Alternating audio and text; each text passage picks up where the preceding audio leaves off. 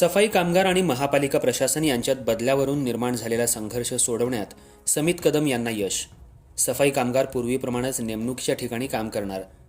महापालिका क्षेत्रातील कायम, मानधन आणि बदली सफाई कामगारांच्या बदल्यांच्या आदेशाला स्थगिती मिळाल्यानं आणि या स्थगिती आदेशाची अंमलबजावणी करण्याचा आदेशही आयुक्तांना आज मिळाल्यामुळे उद्यापासून हे सफाई कामगार पूर्वीप्रमाणेच नेमणूक असलेल्या ठिकाणावर हजर होऊन काम करणार आहेत. महापालिकेचे आयुक्त शुभम गुप्ता यांनी काही दिवसांपूर्वी कायम, मानधन आणि बदली सफाई कामगारांच्या बदल्या केल्या होत्या. सुमारे 1200हून अधिक सफाई कामगारांच्या बदल्या झाल्यामुळे बदलीच्या ठिकाणी काम करणं सफाई कामगारांना अशक्य झालं होतं. त्यामुळे सफाई कामगारांमध्ये प्रचंड संताप व्यक्त होत होता.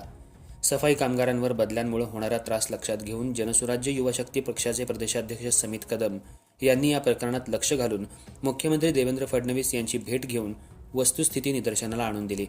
सफाई कामगारांच्या बदल्यासंबंधी आमदार सुरेश खाडे आणि आमदार सुधीर गाडगीळ, आमदार इद्रिस नायकवडी यांचीही मदत घेऊन सफाई कामगारांच्या बदल्यांना स्थगिती देण्यात आली. परंतु स्थगिती आदेशाच्या अंमलबजावणीसंबंधीचा आदेश आज आयुक्तांना मिळाल्यामुळे पूर्वीप्रमाणेच नेमणूक असलेल्या ठिकाणी उद्यापासून हे सफाई कामगार काम करणार आहेत. ज्या वॉर्डात सफाई कामगार जास्त आहेत आणि ज्या ठिकाणी कमी कामगार आहेत त्या ठिकाणी जास्त सफाई कामगार असलेले सफाई कामगार कमी कामगार असलेल्या ठिकाणी वॉर्डात पाठवून त्या ठिकाणी समतोल साधण्याची जबाबदारी महापालिका प्रशासनावर राहील.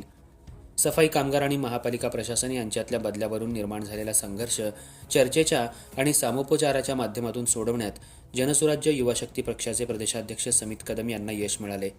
सफाई कामगारांच्या बदल्यामध्ये लक्ष घालून प्रश्न निकाली काढल्याबद्दल सर्व सफाई कामगार संघटनांच्या अध्यक्षांनी समित कदम यांचा सत्कार करून त्यांचा आभार मानले आहेत.